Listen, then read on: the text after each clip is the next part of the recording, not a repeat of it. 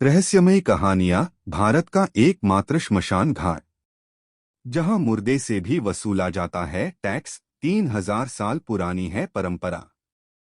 काशी का मणिकर्णिका श्मशान घाट के बारे में मान्यता है कि यहाँ चिता पर लेटने वाले को सीधे मोक्ष मिलता है। दुनिया का ये इकलौता श्मशान जहाँ चिता की आग कभी ठंडी नहीं होती, जहाँ लाशों का आना और चिता का जलना कभी नहीं थमता। यहाँ पर एक दिन में करीब 300 शवों का अंतिम संस्कार होता है। लेकिन मणिकर्णिका घाट की इसके अलावा भी कई अन्य विशेषताएं हैं जो भारत के किसी अन्य श्मशान घाट में नहीं है।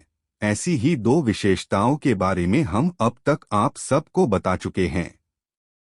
पहली यह कि मणिकर्णिका घाट पर जलती चिताओं के बीच चिता भस्म से खेली जाती है होली, और दूसरी चैत्र नवरात्रि अष्टमी को मणिकर्णिका घाट पर जलती चिताओं के बीच मोक्ष की आशा में सेक्स वर्कर करती है पूरी रात डांस। आज हम आपको इस श्मशान घाट से ही जुड़ी एक और अन्य परंपरा के बारे में बताएंगे जो भी यहाँ के अलावा कई और नहीं पाई जाती है। आप शायद यकीन ना करें पर इस श्मशान घाट पर आने वाले हर मुर्दे को चिता पर लिटाने से पहले बाकायदा टैक्स वसूला जाता है।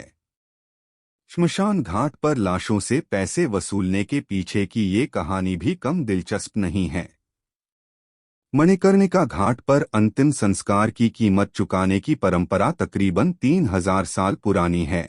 मान्यता है कि श्मशान के रखरखाव का जिम्मा तभी से डोम जाति के हाथ था। चूंकि डोम जाति के पास तब रोजगार का कोई और साधन नहीं था, लिहाजा दाह संस्कार के मौके पर उन्हें दान देने की परंपरा थी। मगर डोम तब दाह संस्कार की यूं मुंह मांगी कीमत नहीं मांगते थे और ना ही पैसा कमाने के गलत तरीके अपनाते थे।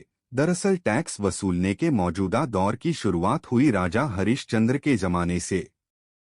हरिश्चंद्र ने तब एक वचन के तहत अपना राजपाट छोड़कर डोम परिवार के पूर्वज कल्लू डोम की नौकरी की थी। इसी बीच उनके बेटे की मौत हो गई और बेटे के दाह संस्कार के लिए उन्हें मजबूरन कल्लू डोम की इजाजत मांगनी पड़ी। चूंकि बिना दान दिए तब भी अंतिम संस्कार की इजाजत नहीं थी, लिहाजा राजा हरिश्चंद्र को मजबूरन अपनी पत्नी की साड़ी का एक टुकड़ा बतौर दक्षिणा कल्लू डोम को देना पड़ा।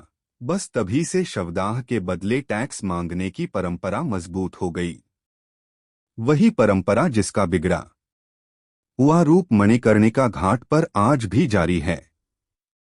चूंकि ये पेशा अब पूरी तरह एक धंधे की शक्ल अख्तियार कर चुका है, लिहाजा श्मशान के चप्पे चप्पे पर डोम परिवार ने बाकायदा जासूस फैला रखे हैं। उनकी नज़र श्मशान में आने वाली हर शव यात्रा पर रहती है ताकि किस पार्टी से कितना पैसा वसूला जा सकता है, इसका ठीक ठीक अंदाजा लगाया जा सके। वैसे डोम परिवार की बात पर यकीन किया जाए तो गुजरे जमाने में उन पर धनदौलत लुटाने वाले रईसों की कमी नहीं थी। उनका दावा है कि उस दौर में अंतिम संस्कार के एवज में उन्हें राजे रजवाड़े जमीन जायदाद, यहाँ तक कि सोना चांदी तक दिया करते थे, जबकि आज के जमाने में मिलने वाली तयशुदा रकम के लिए भी उन्हें श्मशान आने वालों से उलझना पड़ता है।